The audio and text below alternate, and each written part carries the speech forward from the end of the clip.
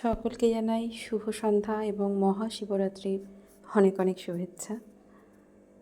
দেবাদিদেব মহাদেব সকলকে ভালো রাখুন, সুস্থ রাখুন, সকলের মঙ্গল করুন।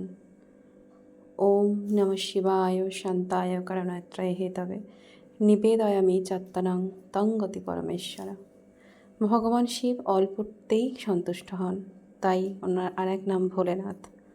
উনি কোনো আড়ম্বর চান না, উনি ভক্তের মনের ভক্তি এবং একটিমাত্র বেলপাতায় উনি সন্তুষ্ট হন।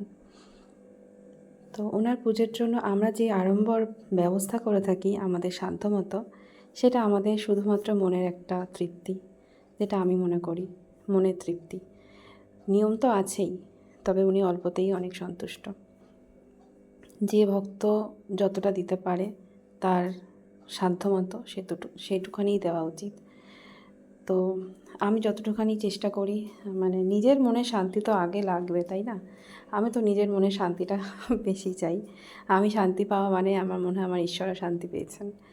যাই হোক, আমি চেষ্টা করি টুকটাক একটু ঈশ্বরের জন্য যেটুখানি জোগাড় করা যায়। তো সেই রকমই পঞ্চামৃত রেডি করেছিলাম।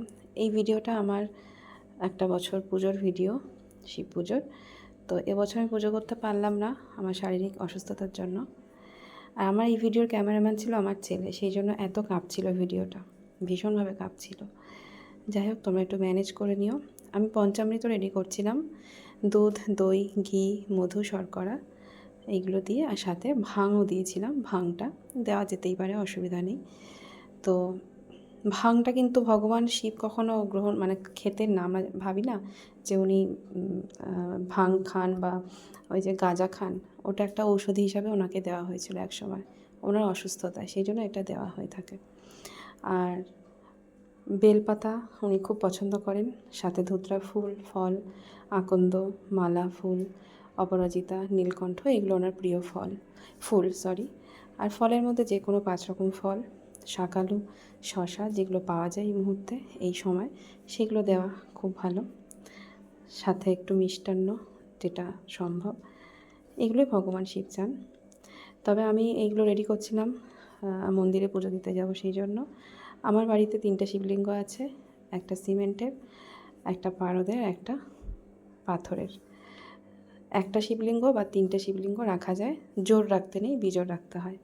আর সবথেকে ভালো মন্দিরে গিয়ে পুজো করা। বাড়িতে শিবলিঙ্গটা অনেক সময় রাখা ঠিক না, তবে অনেক নিয়মে রাখতে হয়, সেই জন্য মন্দিরে রাখাটাই ভালো। এটাই আমার বাড়ির পাশে মন্দির, গেছিলাম। আর এটা আমার বাড়ির শিবলিঙ্গের জন্য এই বেলপাতাগুলো এনেছিলাম। পরে আর একটা বেলপাতা এনেছিলাম আমার ছোট্ট এই পারদ শিবলিঙ্গের জন্য। যাই হোক, মনে শান্তি নিয়ে সবসময় পুজো করবে। সবসময় ঈশ্বর অবশ্যই সবাইকে মঙ্গল করেন, ঈশ্বর মঙ্গলময়, সকলের মঙ্গল করুন ঈশ্বর, এটাই সবসময় মন থেকে চাই। তোমরা সকলে ভালো থেকো, সুস্থ থেকো, মন দিয়ে ঈশ্বরকে ডাকো, মন দিয়ে পুজো করো, অবশ্যই ঈশ্বর তোমাদের মনস্কামনা পূরণ করবেন। সকলে ভালো থেকো, সুস্থ থেকো।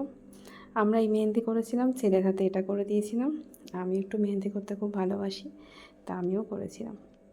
আজকের ভিডিওটা কেমন লাগলো অবশ্যই জানিও। সকলে ভালো থেকো, সুস্থ থেকো। হর হর মহাদেব, জয় শিব শম্ভু।